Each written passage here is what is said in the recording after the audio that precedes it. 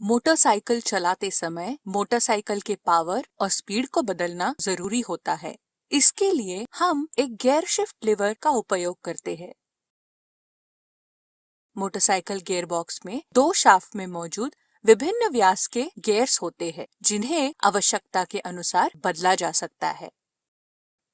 Gear lever एक shifter shaft से जुड़ा हुआ होता है और शिफ्टर शाफ्ट एक रैचेट मैकेनिज्म से जुड़ा हुआ होता है। ये रैचेट मैकेनिज्म एनिमेशन में दिखाए गए अनुसार काम करता है।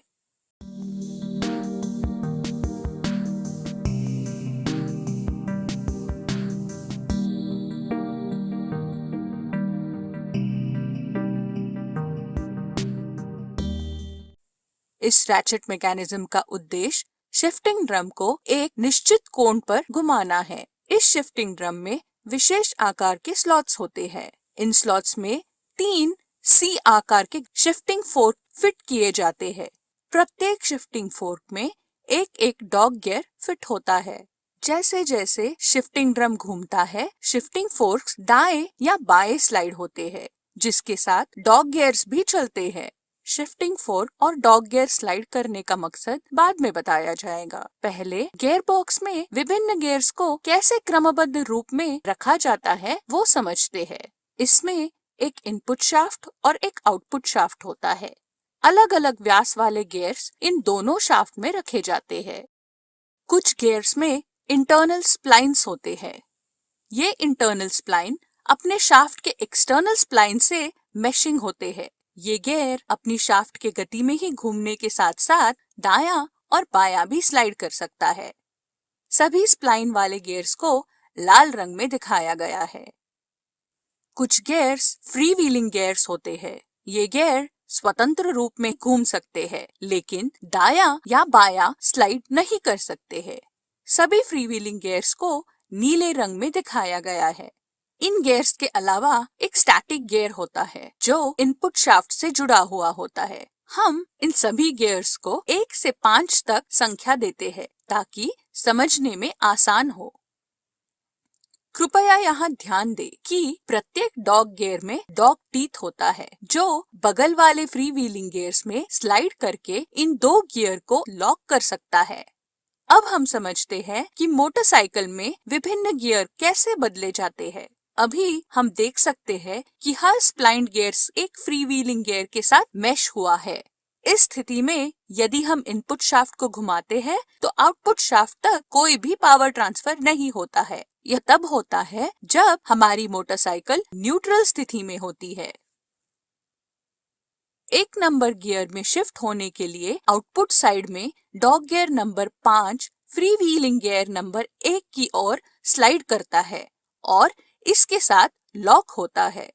गियर नंबर 5 स्प्लाइन्ड होने की वजह से अब आउटपुट शाफ्ट इस गियर के साथ घूमेगा। यह पहला गियर है।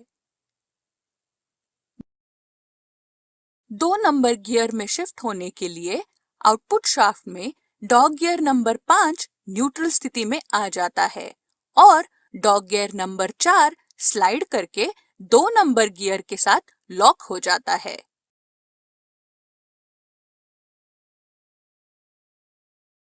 इसी तरह तीसरा गियर भी शिफ्ट हो जाता है। फिर चौथा गियर और 5वां गियर। कृपया यहाँ ध्यान दें कि किसी भी एक गियर से दूसरे गियर में शिफ्ट होने के लिए पहले से लॉक किया गया डॉग गियर पहले न्यूट्रल स्थिति में लौटता है, उसके बाद ही किसी अन्य गियर से लॉक होता है। इस वजह से प्रत्येक 2 गियर के बीच में एक न्यूट्रल स्थिति होती है, लेकिन हमारी मोटरसाइकिल में हम केवल एक ही स्थान में न्यूट्रल पाते हैं। यह कैसे होता है, इसे समझने के लिए हम रैचेट मैकेनिज्म पर वापस जाते हैं। उचित गियर शिफ्टिंग के लिए एक स्टार शिफ्ट डिटेंट मैकेनिज्म जिम्मेदार होता है। जैसा कि हम देख सकते हैं, स्टार प्लेट में रिजेस और वैलीज होती है और इन रिजेस और वैलीज पर एक रोलर स्प्रिंग की सहायता से रोल होते हैं। रोलर जब स्टार की रिज पर होता है तब मोटरसाइकिल न्यूट्रल में होती है। जैसा कि हम कल्पना कर सकते हैं, रोलर स्टार के रिजेस पर नहीं रुक सकता है। इसी वजह से हम इस गियर के बीच न्यूट्रल नहीं पाते हैं। लेकिन इस स्टार की एक रिज कटी हुई होती है। इस वजह से रोलर इस स्थान पर रुक सकता है जहां हम न्यूट्रल स्थिति पाते हैं। हमने जो गियर बॉक्स यहाँ दिखाया है उसे कांस्टेंट मेश ट्रांसमिशन सिस्टम के रूप में जाना जाता है। पारंपरिक गियर बॉक्स, जिसे हम स्लाइडिंग मेश ट्रांसमिशन सिस्टम कहते हैं, इसमें गियर शिफ्ट करने के लिए एक गियर को पूरी तरह डिसएंगेज करके दूसरी गियर से एंगेज करना जरूरी होता है। इस वजह से इस गियर बॉक्स में गियर शिफ्ट करने के लिए कठिन होता है। कभी कभी एक गियर का दांत दूसरी गियर के दांत के साथ टकरा के गियर जल्दी खराब हो जाने की समस्या होती है। कांस्टेंट मेश ट्रांसमिशन सिस्टम में यह समस्या नहीं होती है।